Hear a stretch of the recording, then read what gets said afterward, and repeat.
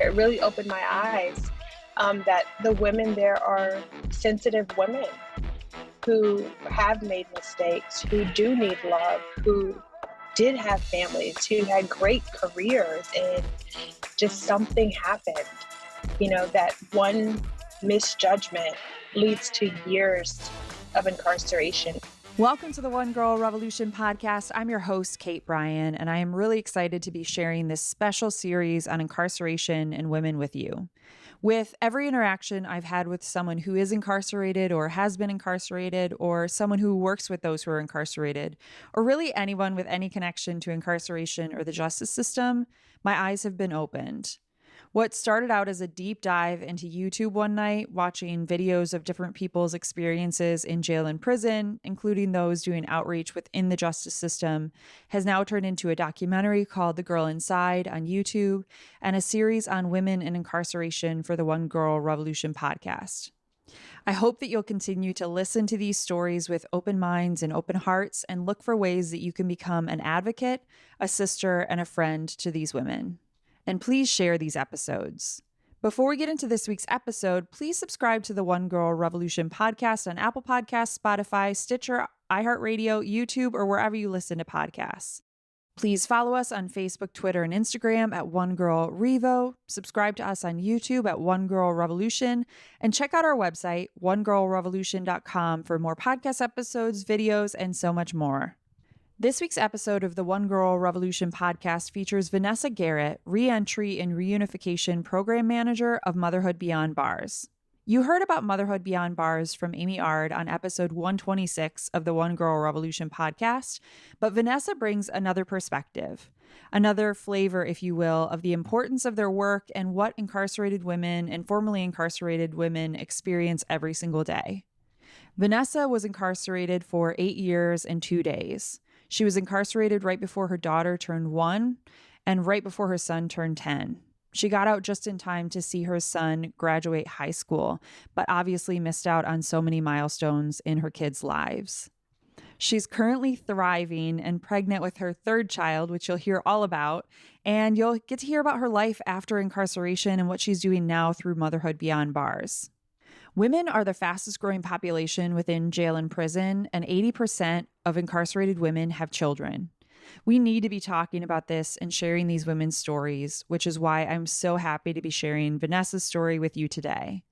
Vanessa shares her own life story and her experiences both inside prison and outside after, and she talks about the incredible work that she's doing now to help other women through Motherhood Beyond Bars. Vanessa's life and her stories will open your eyes and will challenge your thinking in so many different ways. Please listen to and share this powerful episode of the One Girl Revolution podcast. And now here's Vanessa. Vanessa, welcome to the One Girl Revolution podcast. Thank you so much for having me. I'm really excited to have you on to share your story and your incredible work with Motherhood Beyond Bars. You are such a light, and I know that I just got to spend some time with Amy Ard of Motherhood Beyond Bars, and so I'm excited to spend time with you. But before we get into your story and all your great work and everything that you're doing now, I'd love to know, who is a One Girl Revolution in your life? Who is a woman or girl that's inspired you? And that's a very hard question to answer because it's definitely more than one woman who has inspired me. A lot of people will say their mother, and my mother did inspire me. She is the one who pushed me to when I thought I couldn't anymore. She had me find it deep in my soul, that little extra, to get the job done. I have my sister who really, inspired me in terms of facing adversity. She was dyslexic and was a horrible speller, and went straight into the education profession and overcame all of that and is an advocate for children who have disabilities as well.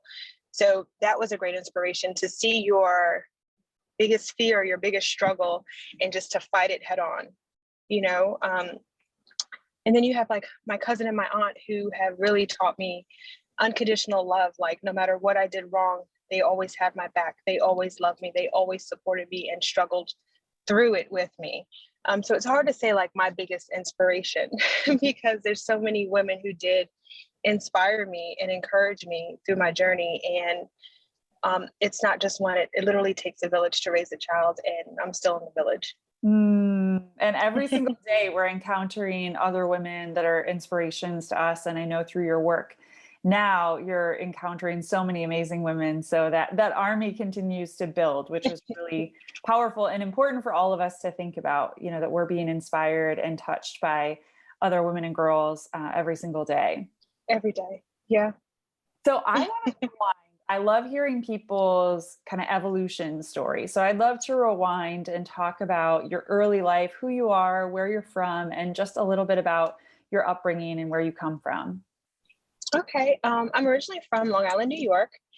I am the youngest of 4 siblings. I have a sister who is 19 years older than me. I have a sister who's 15 years older than me, and my brother who's 10 years older than me. So needless to say, my parents were quite old when they had me, but I tease that I was the only one that was planned, that they knew what they were doing when they had me. And I had a very good childhood, very good upbringing. Because of my sister's background in education, I was writing at 2 years old, reading as well, full sentences. And that really offered me the opportunity to advance in my education. When I was in high school, I was taking college credits. I studied at Stony Brook University, Hofstra University, and Columbia University. And it was my family's big plan that I was going to be the doctor of the family. I loved, if someone got hurt, I would love to nurse their boo-boo, give them ice. I'll never forget the time my dad almost cut his finger off cleaning chicken. And I was like 7 years old running to his aid, and everyone was like, call an ambulance, But, that was really the plan that we saw for my life. I was going to be this big surgeon, this big doctor. And I guess, as time went on and I studied more of the anatomy and, worked with cadavers and things, I realized that that wasn't what I wanted. I like numbers. I was going to go into finance. I was a great math athlete when I was in high school. Took advantage of all the extracurricular math and science fairs that they had. I was, I guess, the nerd to say, but I was also a cheerleader, so I wasn't too nerdy, but I did really focus on my academics. And I had a son. I got married and had a son at a very early age. I was 18 years old, but it didn't stop me. I still went to college, and that's what I did. I did finance, and that was like my childhood. So sometime when my son was like 5 or 6, we moved to Atlanta, Georgia. My parents were down here, and we have a very close-knit family. My parents were here. My cousins came down. My brother was here, and it just was like I had to be here too. Like my whole family was here. And I made the move, and it was a big adjustment. I always tease, I don't know if you're familiar with the Disney Pixar movie Cars, how Lightning McQueen, he's out there on that racetrack, just racing around, and then he gets stuck in this little town with a light and is trapped. And on my mother's corner, there is that flashing yellow light, and there is nothing within miles of her house. So it was a big adjustment coming from New York with all the shops and all the cars and all the people to literally nothing but, like, my mom's neighbors had chickens on one side, and on the other side there were cows. So it was a big adjustment, but family was here, so I had to be here. And ultimately, bad decisions and bad things in my past is what led to my accident, and that accident eventually led to incarceration. And at that time, I was really forced to be without my family, which was hard. I've never experienced, no family before. And then here I am trapped with family not at an arm's reach. It's at a phone call or a scheduled visit. And it was really hard, a big adjustment, and very hard for me to deal with, especially leaving my children behind. What can you share, Vanessa? Because I think that there's so much just confusion, or people just don't really know that much about incarceration. And I think oftentimes people who are incarcerated are completely forgotten about. We just kind of, in the world, doesn't want to think about it. We don't want to talk about it. But what can you share from your own experience? First of all, how long were you incarcerated, and what can you share just on a personal level to give people a little bit of a background about what that experience is like? I know you shared that it's hard because you're away from your family and you're away from your Mhm. children. But anything you can share about that experience? Sure. Well, I'll back up and let you know. Before becoming incarcerated, I had a very narrow mindset in terms of incarceration. I felt anyone who was inside deserved to be inside, that they were bad people, that they were living off of society. I guess I was very judgmental. And it took me to have that experience to realize that there are really good people inside, people that literally have made one mistake. Um, I know there was a girl there who was doing like 50 miles over the speed limit, um, which was very fast and very dangerous. But in retrospect to how I viewed the law, I just assumed the people that were there were bad. I didn't realize that, she was just out with her friends and joyriding and speeding and got caught. And you do have some people there that have very heinous crimes. However, they have repented, they have made peace with that, and that they're in full recovery to be better citizens. So prior to incarceration, all bad people are there. And then me coming there, never even having been on probation or any other violation, any other state, I got a couple speeding tickets, but I wasn't like a habitual speeder. But prior to my accident, me coming there, very closed mindset. But once I was there, it really opened my eyes that the women there are sensitive women who have made mistakes, who do need love, who did have families, who had great careers, and just something happened, that one misjudgment and leads to years of incarceration. I did 8 years and 2 days. I was thankful in my case, I was able to have my child at home and raise her for the first 11 months of her life. But I literally came into the system 4 days before her first birthday. I came out the system 2 days before her 9th birthday. Wow. So I literally missed all of that. My son was just about to turn 10 when I left. And when I came home, I made it home in time for his 18th birthday and for his high school graduation, which was like a big thing for me. Like, we're all academically focused in my family. The struggle is really real when you come from a close family and you're used to talking to your mom every night and calling your sister every other day and spending all day with your brother and your dad and your son and your niece, and then you're in this place where that doesn't happen at all.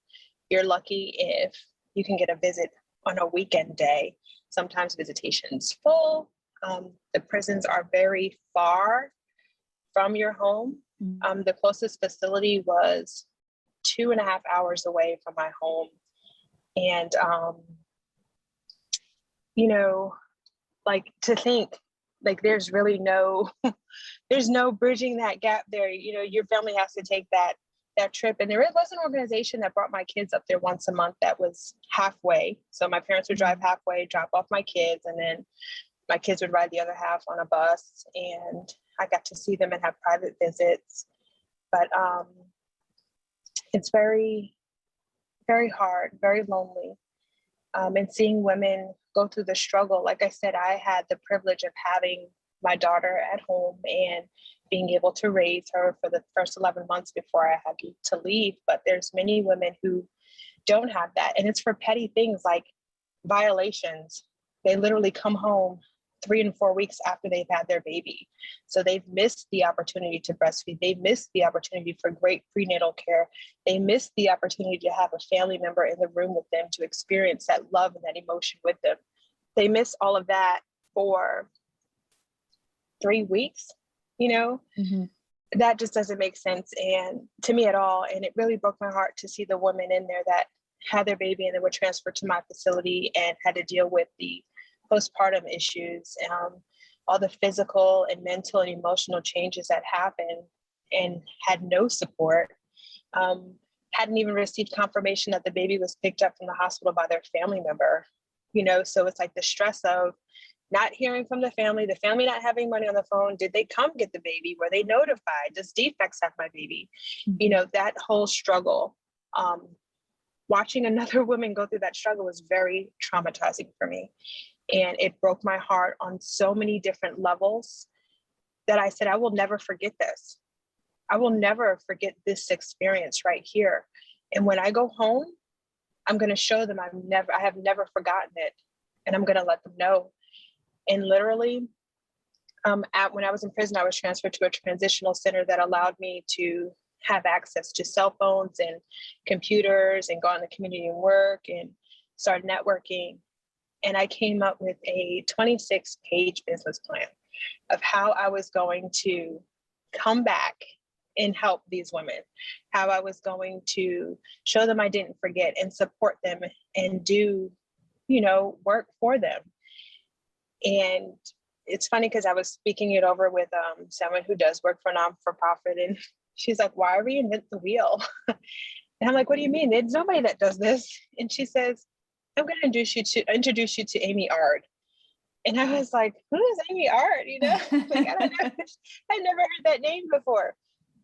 But mind you, I did hear the name Motherhood Beyond Bars because the women who were in there, they were receiving postpartum care. This is like before Amy Ard was over Motherhood Beyond Bars. It was another woman.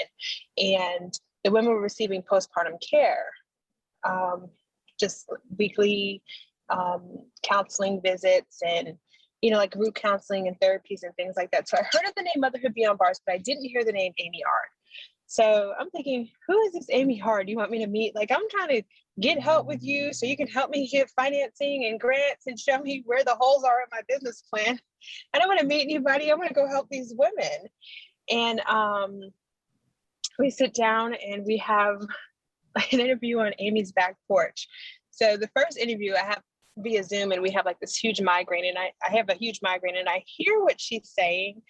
But some of the things are kind of going in one ear out the other because I was just so sick. And, you know, we say, okay, we're going to do this face to face.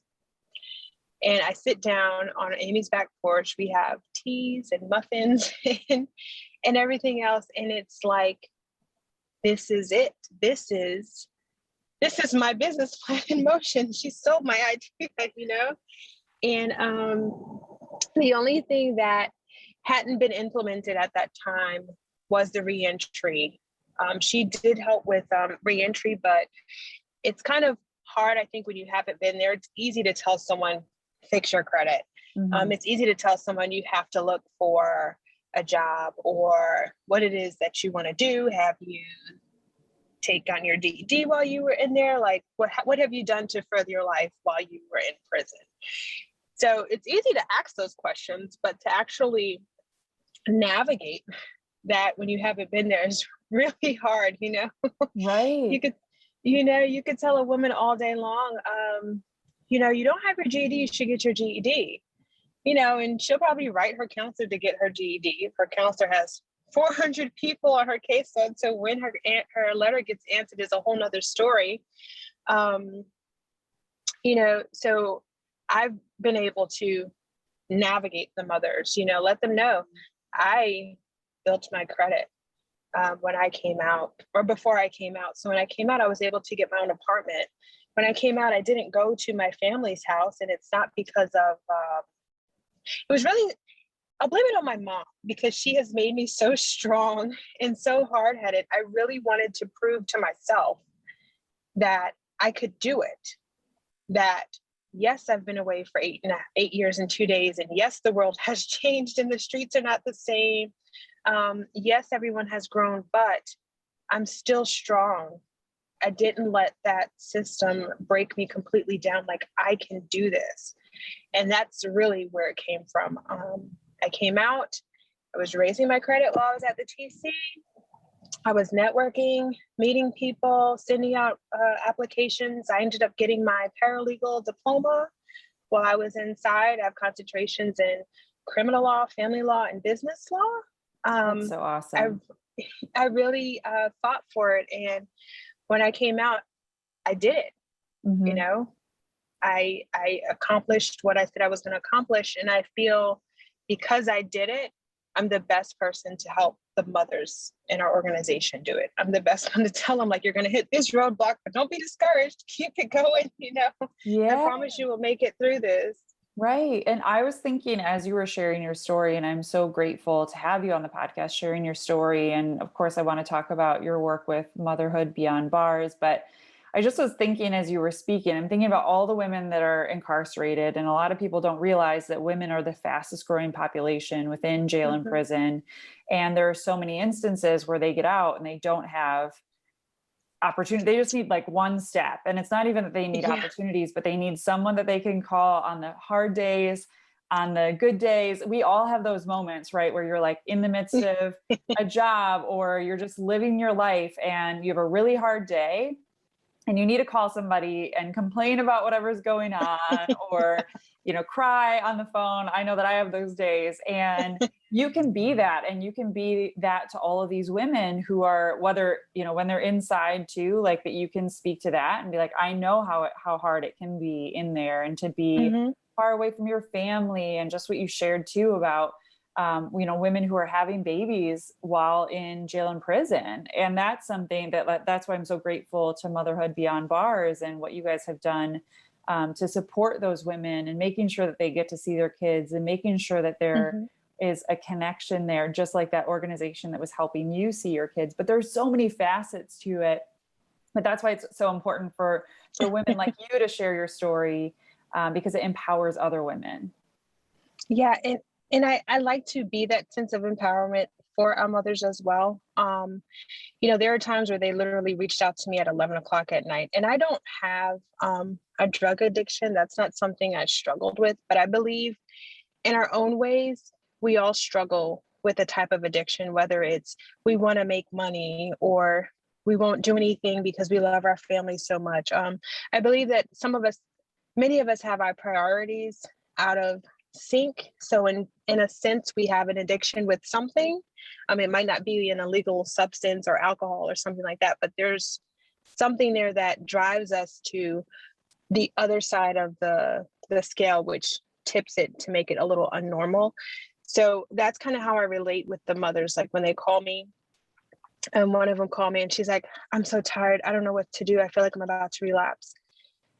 Okay, well, I'll stay on the phone with you while you go home and you kiss your baby and you get in that bed with her. I'll be that support for you, because I know what it was like for me when my addiction was making money. I did it legally, but I constantly had jobs and I constantly was working, and I neglected my family in a sense. We're very close knit, but those extra 3 hours I could have been with them, I was out at a client's, organizing their books or creating their schedules. And I feel it's very hard for women who don't have that support to really succeed. A lot of them are embarrassed to say they need help because they've already been beaten down by the system. So now they come out and they don't know how to ask for help or ask for support. And I kind of put it out there to all of them, like, I have been there. I have sat in there for 8 years and 2 days, a lot longer than what you have. So please don't feel embarrassed to talk to me about anything.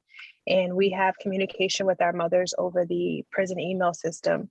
And a lot of them do seem very grateful. Like, it's so good to talk to you. You've been here, you know it, you don't judge me, you accept me. And I do, because I know what it's like. I will not forget that experience.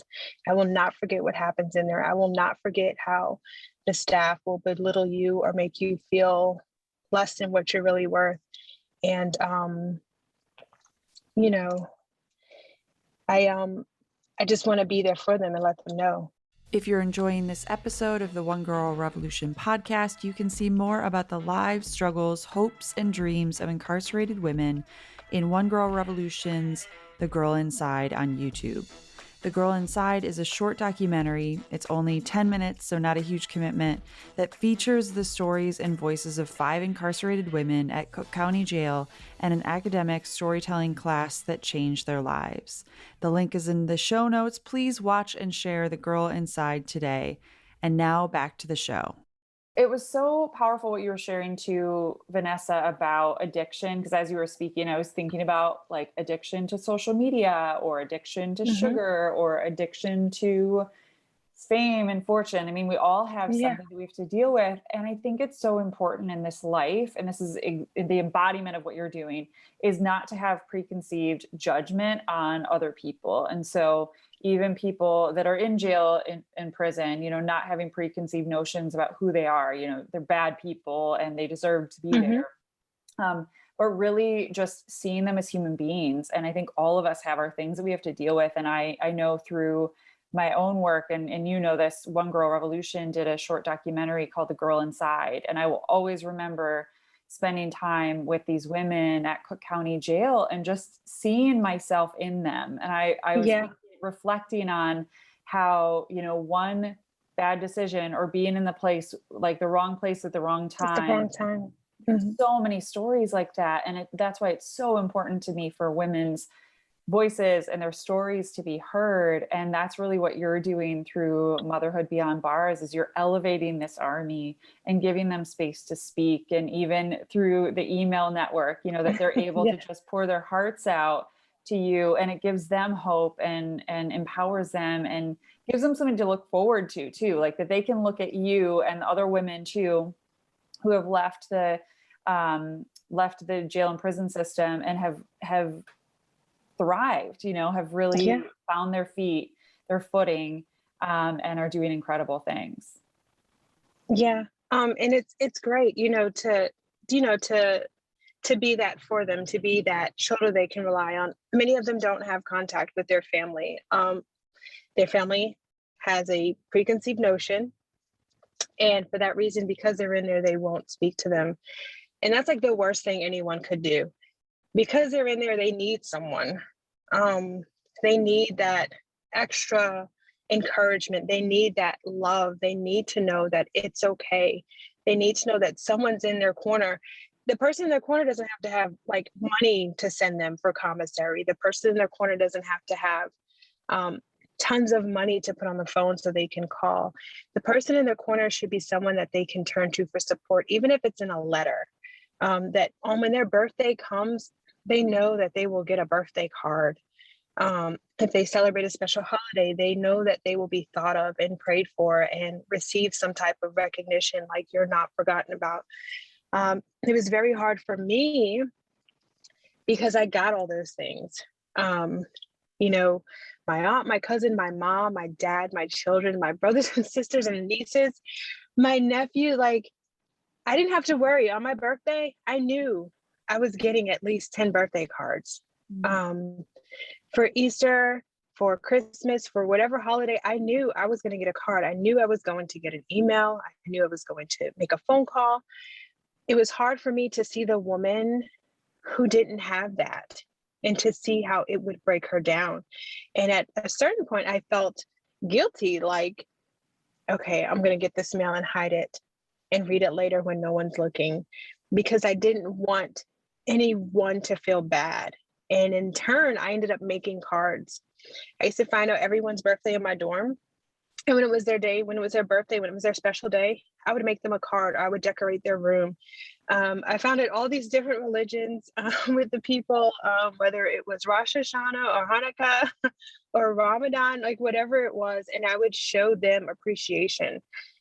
And I realized it didn't matter really that I wasn't a family member, quote unquote, but it was just the fact that they were remembered, that they were thought about.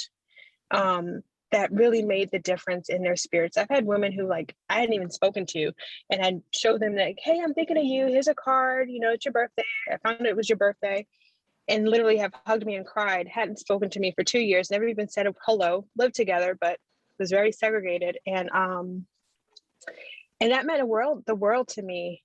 And I said, if women need this recognition, anybody, we're human. We need love.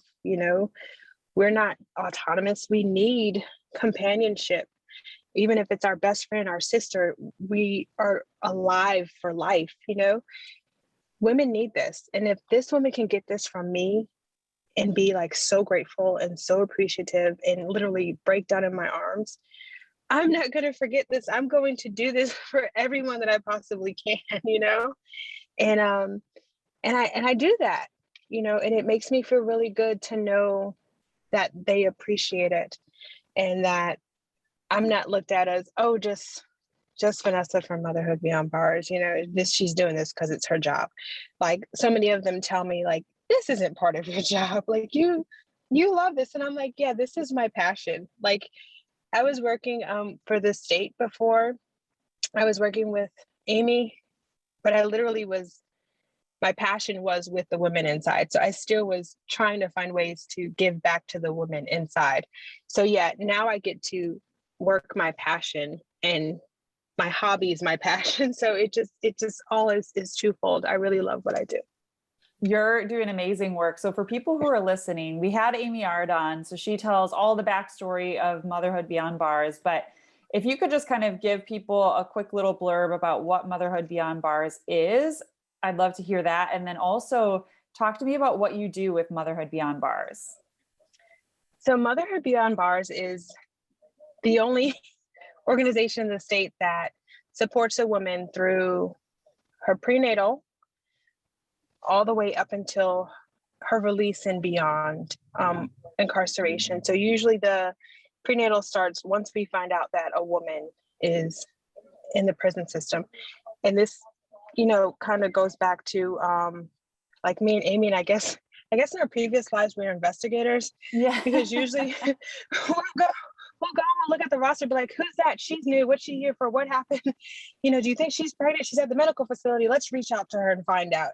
So it involves us investigating, finding out who these women are, reaching out to them, letting them know, listen, are you in fact pregnant while you're incarcerated? We are here. We would love to meet your family. We would love to see what it is that they need. Do they need a car seat?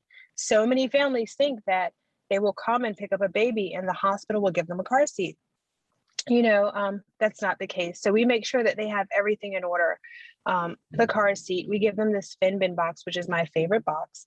And it has everything in it for like the first couple of weeks of baby's life, from photo books and formula and Pampers, bottles, pacifiers, toiletries like soaps, conditioners, shampoos, lotions, rags,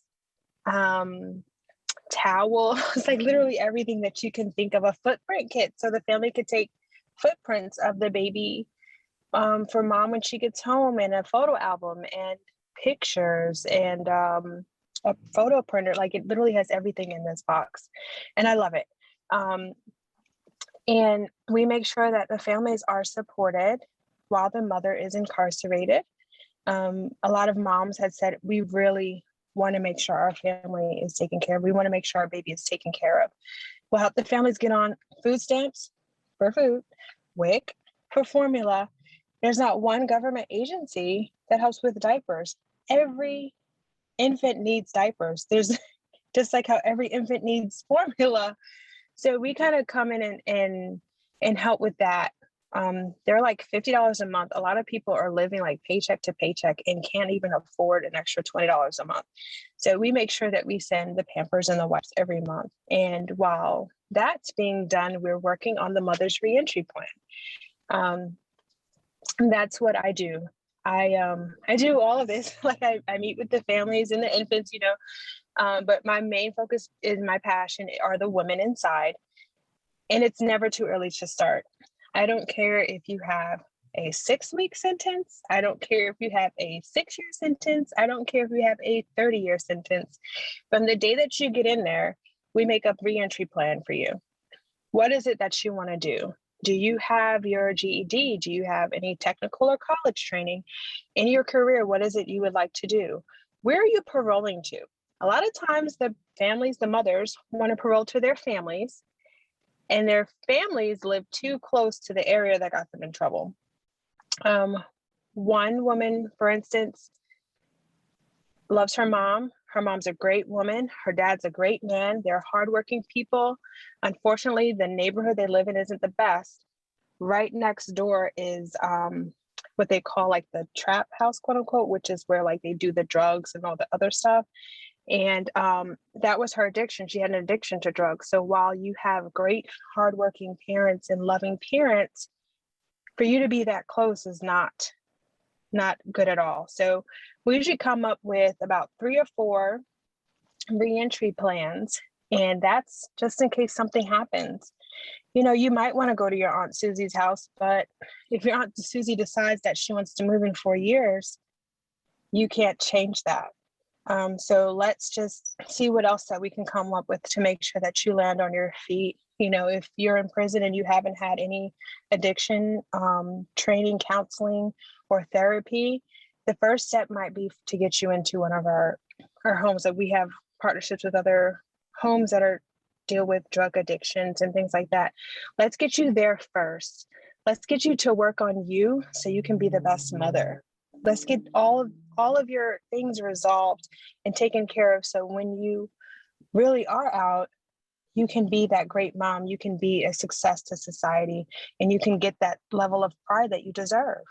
Every woman feels great to know that she's succeeded, that she's made it, that she's a great mom, that her kids aren't starving and struggling. It's bad enough you're in prison, you feel like, oh my God, I left my family. I left my children. They're going to grow up and hate me. They're, all those questions that run through your mind while you're in there constantly. To get out and actually provide and be that great person, your children won't forget that you left, but they will be so grateful for the person you are now and for the person that you became. Mm-hmm. So let's focus on that, and let's really make that our story. Let's not make prison our story. That was just like an obstacle. Like you fell off a bicycle, and scraped your knee. But guess what? You learned how to ride the 2-wheeler. So yeah, you fell off the bicycle, scraped your knee, and now you're incarcerated. Let's clean up the wound and get back up there and do it right this time and soar. And ultimately that's what I coach the moms to do. It's so amazing. As you were speaking there, I was thinking about the power of stability, how women, we're so confident if we have a stable foundation and we can see even just like one step in front of us. I know that even in my own life, when I'm really stressed out and I'm confused and there's so many things coming at me, which I feel like reentry probably feels that way, where it's like all the different things that you have to figure out. Like you have to find a place to live, you have to find a job, you have to find a place for you and your kids to live, if you're going to be reunified with your kids, all these different things. And if you can just have a couple of things figured out, that's like a stable foundation. It brings confidence. It brings a newfound courage. And women truly are so resilient, but we just need that strong foundation. We all know that from relationships too. If you're confident in like where you stand in a relationship, you just are unstoppable. So that's so beautiful. And, talking about reunification, I encourage all the moms to get that plan with their family as well.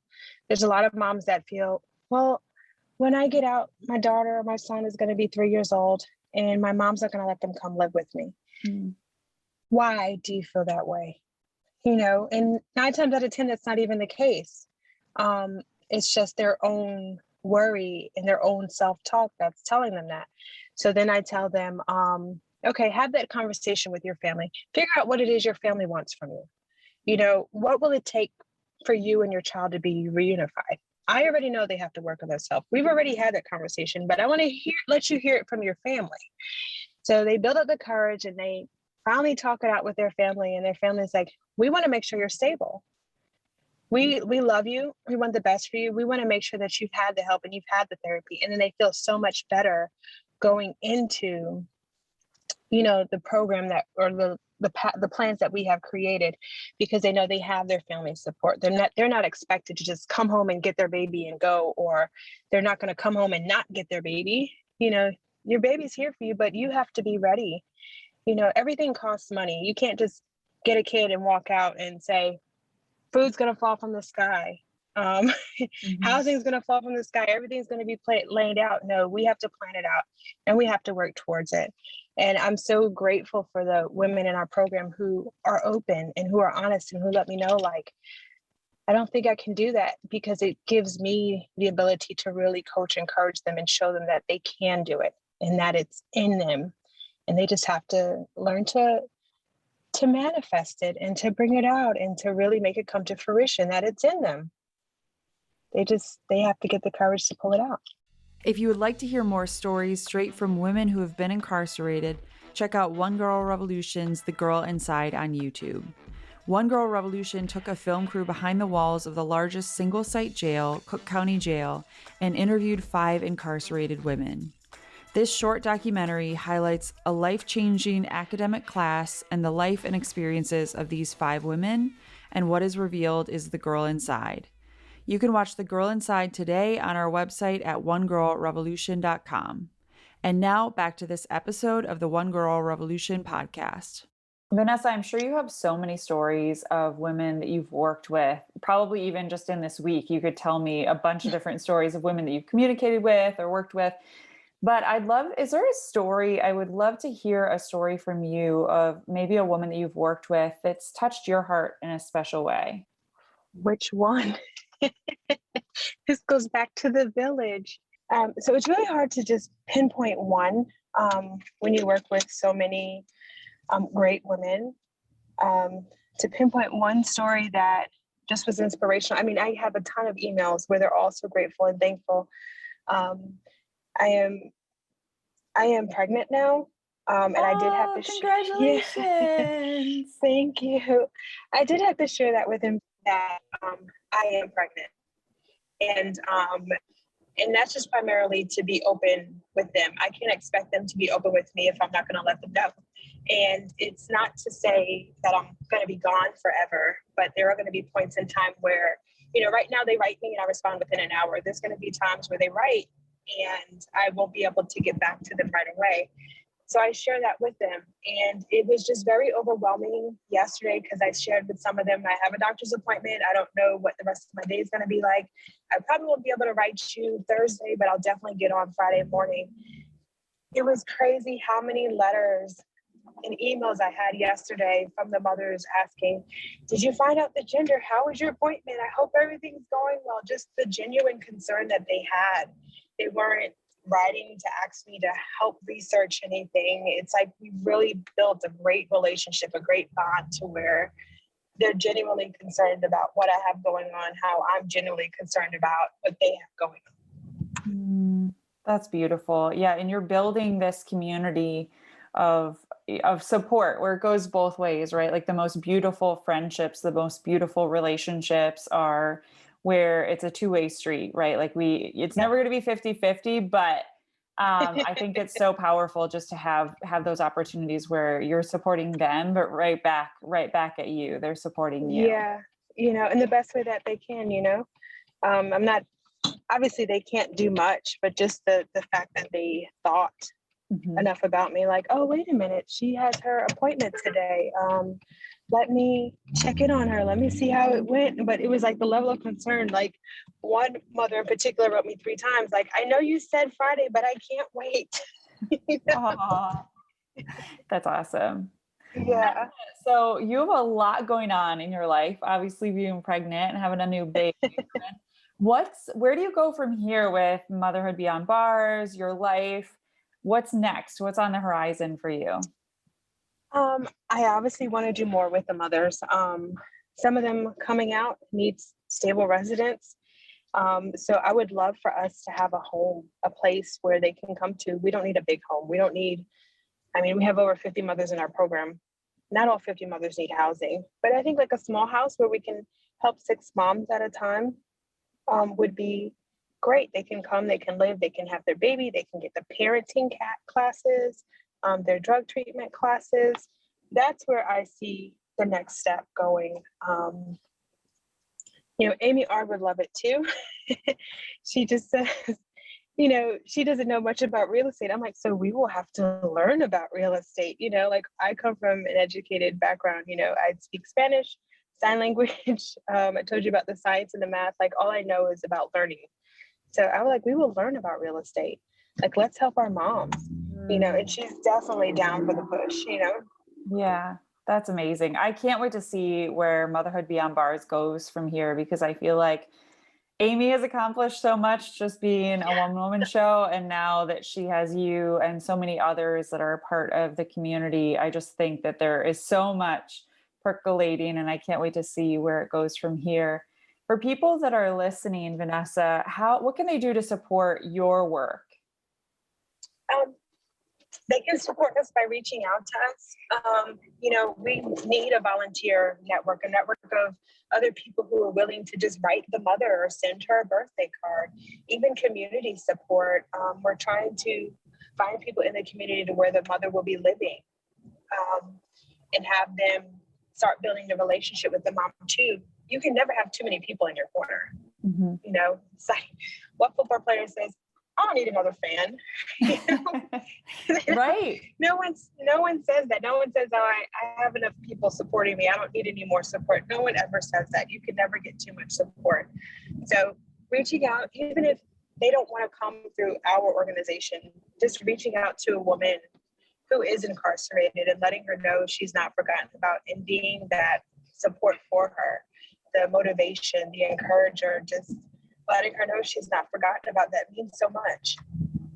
Yeah. And I think that's a really good point. I love always talking about on this podcast that people can do things in their own communities. They don't necessarily have to be in Atlanta to do something, with you guys or to support your work. But even, local, there are so many local jails and prisons. Like, look at where Exactly. your local one is and get a list of how many women or how many people, even like if it's a smaller jail, like maybe you could send everybody a birthday card, or if you're in like a women's group or a book club or something, make that part of your mission that you're going to work together to just give back in little ways. It doesn't take a lot. It's $1 for a birthday card from Trader Joe's. Or even if it's, even if it's like a holiday coming up, sometimes it's hard to pinpoint when their birthdays are, or even just a thinking of you, letting them know that you prayed for them.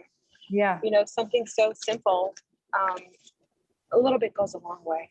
It's true. It's true. So I just want to encourage everybody, and they obviously can support you and Motherhood Beyond Bars in so many different ways. I know Amy and I talked about how, people could donate diapers, call up Motherhood Beyond Bars and figure out what you guys need with regards to that. Because I know you spend a lot of money on diapers. So oh my goodness, people could also diapers, do things like that. Yeah. Diapers, wipes, car seats. Like, how can we make this possible? How can we really support the caregivers with this? Yeah, and support those babies through their lives. Exactly. Like, everyone needs a safe place to sleep. And like, how can we provide? What can we do now to assist with that?